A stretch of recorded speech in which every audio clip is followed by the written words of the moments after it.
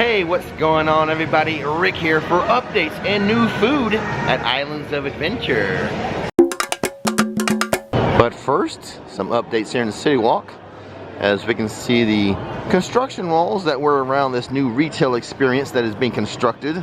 Most of them have been removed. Still some over there. This wall right here looking very Super Nintendo-like for sure. But you know how construction walls are here. Like whack-a-mole. Pop some down, others pop up. Like the ones over here by the escalators, which are closed right now. The escalators are not in operation in CityWalk. Since Mardi Gras is over, the Mardi Gras window display has been removed. In its place, the Universal Studios 1912 Varsity merchandise. I cannot remember the last time I saw this splash pad working here in CityWalk. Even though Epic Universe is going to open up this summer, I'm still going to keep my eye on this. Hopefully they'll have it splashing by summertime. Into the Epic Preview Center, a couple things about the model I want to point out to you guys. Any green patch you see is an opportunity for expansion. Like right there, a little Celestial Park attraction could go, or maybe a restaurant or something like that. This green patch here is the most interesting to me. It's in between Super Nintendo World and Dark Universe. This could be used for a few different things. One, another Celestial Park attraction, much like Stardust Racers, or it could be its very own small portal. A whole small world could go in there. Its footprint, I think, allows for either one. A small world or a larger Celestial Park attraction. This area in between Stardust Racers and the Wizarding World seems to be more like an opportunity for an expansion to the Wizarding World, but also it could be another little Celestial Park attraction could fit in there. And then of course there's the land not represented on the model, like behind Dark Universe. Continue to go this way. There's land available for expansion of Dark Universe. Perhaps even I would want a Creature from the Black Lagoon attraction. The point is, Epic Universe is going to continue to grow. You think about it, like the Magic Kingdom has like over 40 attractions, whereas Epic Universe is going to open with what, 13 or 14? So it's about to open May 22nd, but it's not nearly complete. Plenty of projects going to be happening there throughout the years, and plenty of growth of the universe. Yeah, the universe is expanding, people. May 22nd is just the big bang. It looks like the concrete pad behind the Lone Palm Airport Bar is complete. And you know what? That has to be complete before the Hemisphere Dancer seaplane can return. So it looks like we're one step closer to that happening. I want to buy another Epic Universe ticket. Looks like the line's a little long for my taste right now. Maybe when we leave, the line will be shorter and I can buy that ticket. So it's up to you guys. Don't let me forget to do that. The pass holder entrance has added some new signage, making sure everyone knows this entrance is for pass holders only. Heads up regarding how Universal likes to design their theme parks. I'm at the very front of Islands of Adventure, right after you go through the main turnstiles. Universal likes to put guest services to your right and rentals such as, you know, strollers and wheelchairs and such to your left. That will be the same way at Studios, Islands, and Epic Universe. Guest services to your right, rentals to your left. I, for one, appreciate the consistency. I have no words for this, and apparently neither does Universal. 2-park unlimited express pass going for $270 plus tax today. The setup for Grad Bash continues. First weekend of that is this weekend. Hulk is a 35-minute wait. It's currently 10:25 in the morning. So in about 5 minutes, the superheroes should be meeting right here. And here they come. Oh, where's Spider-Man? No Spider-Man today. Wolverine looks to be in a good mood, staying for the whole meeting. Wow. Let's go. I think the Daily Bugle has been updated. The headline is, "The Doctor is in and Spider-Man takes him out." I think the previous headline was something about the goblin gobbling up the Big Apple. We're about to head into Toon Lagoon, and I have some bad news for Toon Lagoon. Betty Boop's leg, it had been working so well, kicking and swinging so much, but apparently we forgot to turn on the switch today. I wanted to have lunch in Toon Lagoon today, but it's still too early for lunch, as the comic strip cafe is not open yet. We may double back and hit up lunch in here later on. The outside area of Kong still not being used with the buses. Thunder Falls isn't open yet either. There is one thing on this menu I haven't had before. I'm gonna save it till, you know what? Let's try it next week, the next update video. Today is April 3rd. The high temperature today, 91 degrees. A good day to get wet. Construction walls here in Jurassic Park that I've shown before. A new little like food kiosk is going in there, but something very fun I want to show you about the construction walls themselves. They have built them around a tree branch. Check that out. First time I'm noticing that, but yeah, just let's make room for the tree branch. I love it. Not too shabby. Just a 45-minute wait for Universal Orlando's second best roller coaster. Actually, it's tied for second place with Hagrid's as Universal Orlando's second best coaster. Universal's best roller coaster is not officially opened yet.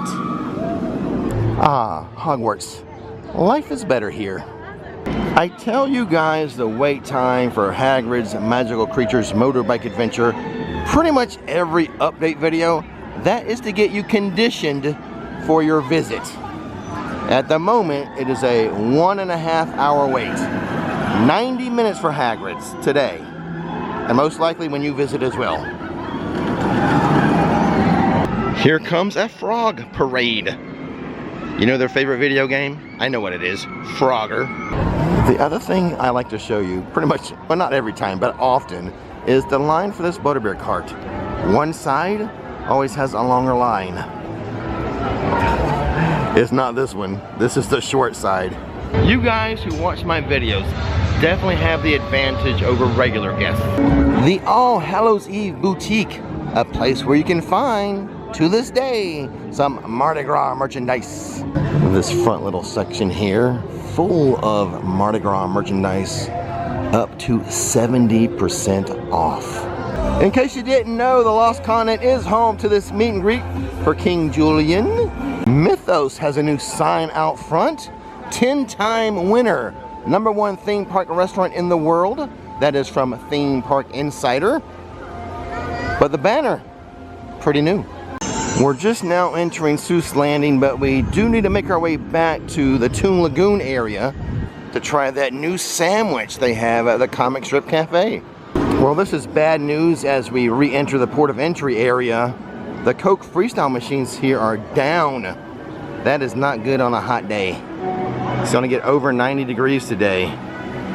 Wish these babies were working. And FYI, at this particular location, since there's a team member working there, you can just go ask for a plastic cup and get water from those freestyle stations if they're operating. Seeing this Jaws Loungefly reminds me I do have a new yellow Jaws shirt being shipped to me. I'll leave a link to that shirt in the description box if you're interested in having the same yellow Jaws shirt as I have. This time around, the Midway games are open so we can check out if there's any new prizes here. They're not new, but Top Glow is featuring classic Monsters plushes. The Mummy Unwrapped, ugh, kind of harsh looking. The small one-in wins has small Five Nights at Freddy plushes.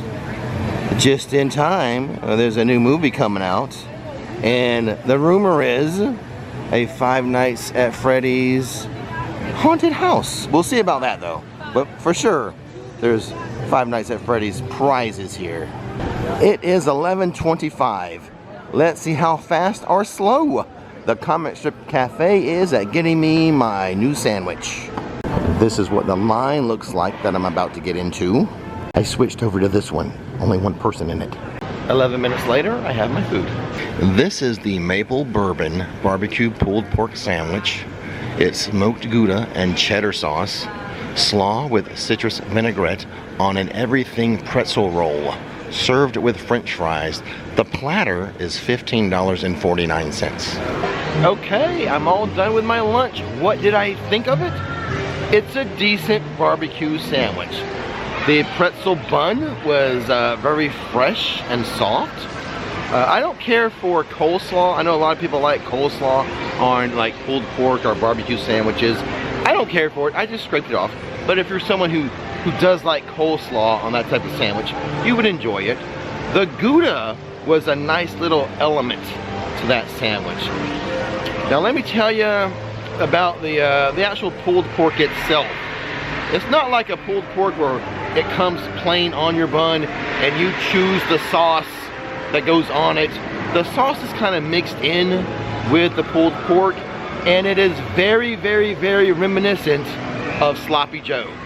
That sandwich reminds me a lot of a Sloppy Joe sandwich with the flavor of the sauce already mixed into the pulled pork. So if you were a fan of Sloppy Joe sandwiches, you're gonna like the flavor of that barbecue sandwich.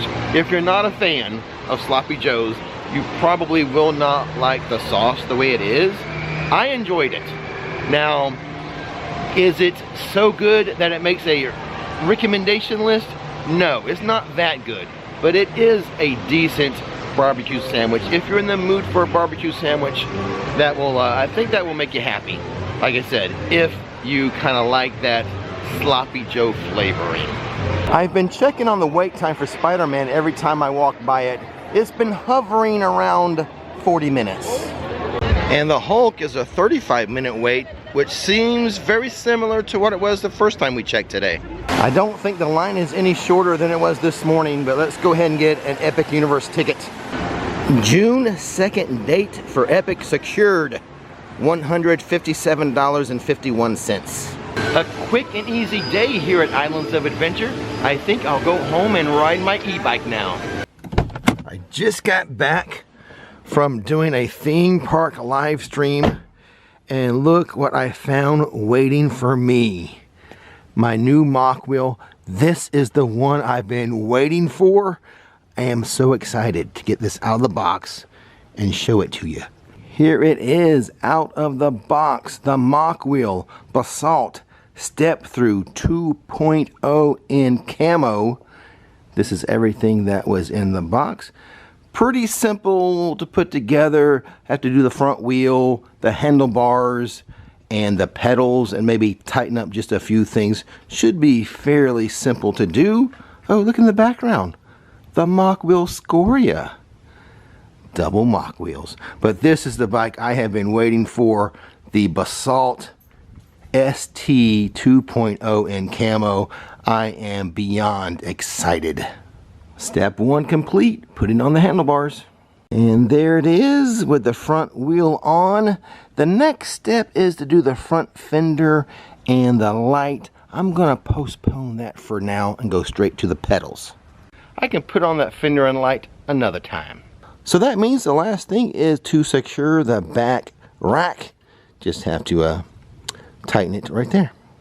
So technically I am done with what they sent me, save for that decision I have to make on the fender and the light. But previously I already have a Mokwheel lock, and that's going to go right here. So let me go ahead and install that. And that went in quick and easy. This little section of the bike I'm using for the lock, but can be used for other things, such as what we did with the Scoria.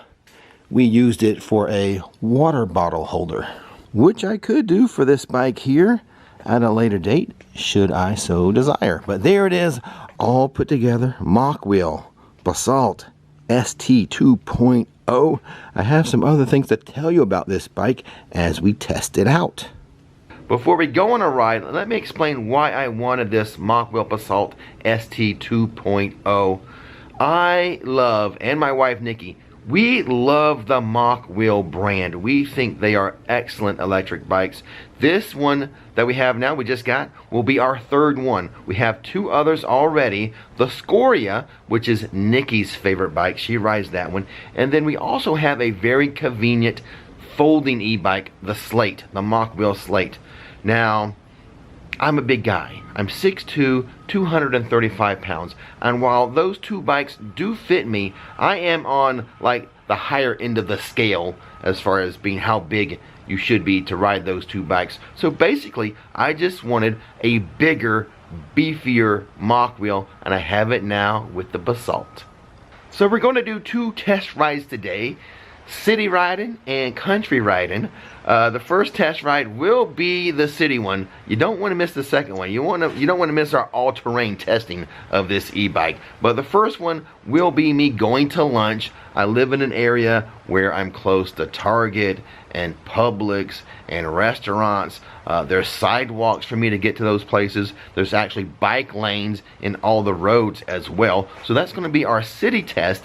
And then after lunch, we're going to take some of these country back roads. There's a road over here that is, it is pretty much made for an all-terrain e-bike. It's really gravelly. We have some sand areas. It's uphill. It's going to be a fun test of the Basalt ST 2.0. So stick around for all that. As we're riding to lunch here first, I will give you some technical information on this Basalt e-bike as well. Okay, I have traded in the cowboy hat for the Mokwheel helmet, and I've added on to the bag of the Basalt the Mokwheel trunk bag. Both of these came in the deluxe accessory pack we got when we received the Mokwheel Scoria. The Mokwheel Basalt ST 2.0 is an upgraded all-terrain e-bike with a removable HD display and anti-theft function. For you gearheads, here is some technical info. The bike weighs 68 pounds. It has a 48-volt battery with a peak power being 1100 watts. There are 5 levels of pedal assist. Speed is up to 28 miles per hour on pedal assist 5. Also, I would like to add that level 5 is awesome for climbing hills. The bike has a range of 60 to 80 miles. Payload capacity is 350 pounds. Some other things of note. There is a torque sensor that recognizes your pedal cadence. The throttle is a thumb throttle. Tires are 26 inches by 4 inches puncture resistant fat tires. This model has hydraulic disc brakes, which I love having on an e-bike. The display is HD and detachable, which helps to serve as anti-theft protection. If the display is not attached, the bike will not have power. We have high quality front forks for shock absorption. The gearing is 7 speeds. This bike actually has illuminating brake lights and turn signals. The battery is detachable and you can charge it in or out of the frame. The frame, the crankshaft, the handlebars, and the rims are aluminum alloy. The back rack is good for carrying some cargo, especially if you have the Mokwheel trunk bag, which I've shown you I do. Be sure to check out all of the accessories you can purchase for your Mokwheel. Alright, I have my Publix lunch. This has the trunk bag, nice little holder there for water or whatever, soda, tea. I have a Publix sweet tea with a roast beef pub sub, some chips, and Ghirardelli's chocolate for dessert. I thought I would pause for a moment and enjoy the scenery. This little prairie down here with the lake. Now, the area that I live in here, it does have coyotes and bobcats. So we have to watch out for those occasionally. And the little lake you see over there is home to some winter ducks.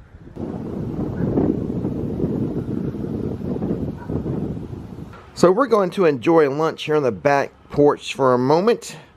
And then that little unmaintained country road It's just off that way. This is my lunch date. Say hi, Winnie. Good girl. So before the all-terrain test, some thoughts on my city ride. I loved it. There's one big hill on the ride that I had to deal with. Pedal Assist 5, got up that hill just fine. I'm gonna be using that Mokwheel e-bike so much for my small trips to Publix, my small trips to Target, and like anytime I want some food. There's Five Guys, there's Popeyes, there's bagel places, there's other fast food places, along with the pub subs. So I'm gonna get a lot of use out of that bike heading to the city. Save some gas on the Jeep, won't I?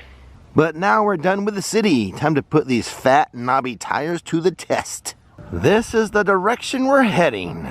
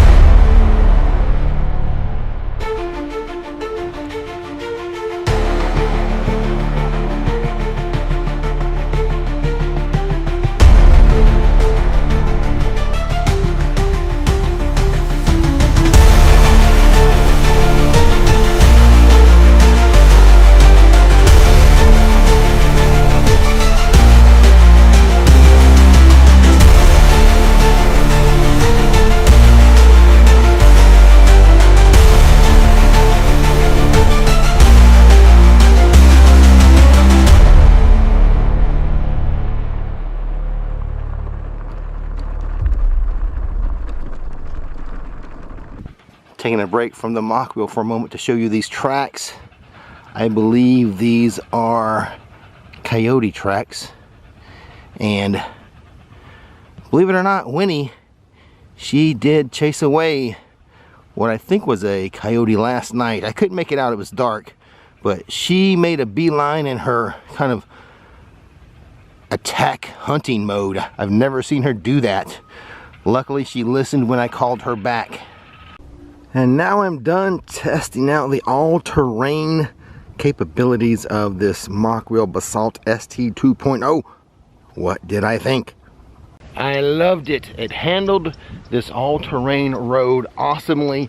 And when I say all-terrain, this road had very sandy sand. It had bumps. It had gravel with rocks. Very, very sharp looking rocks and gravel. So they did test the anti-puncture test. That is for sure. I was a little worried going over that gravel and that rock because they looked really sharp. But everything this road threw at us, and it was a lot, it performed awesomely. I can't wait to keep using this Basalt ST 2.0. Like I said, I've been wanting this one for a while. So happy I have it. I won't be back here doing the all-terrain stuff too much. I know I'm going to be making my grocery runs and my my little fast food runs and things like that, my Target runs for the small shopping that I may have to do on this e-bike, saving myself some gas money and having fun while doing it. Check the description box for different types of links, promo codes, discount codes, just general links for Mokwheel. Nikki and I, we love the Mokwheel brand. The Mokwheel brand is an official recommendation from Nikki and myself. Love it, love it, love it. Now, it's a little dirty. I'm gonna clean it. And what you do to clean it, it is recommended, take the battery out and clean it like any other bicycle. Now it's not mandatory you take the battery out, but it is recommended. So I'm gonna wash this baby up, and Nikki and I will go for a little bike ride tonight. So, with that being said, life is not always a thrill, but it is an adventure. So click that subscribe button.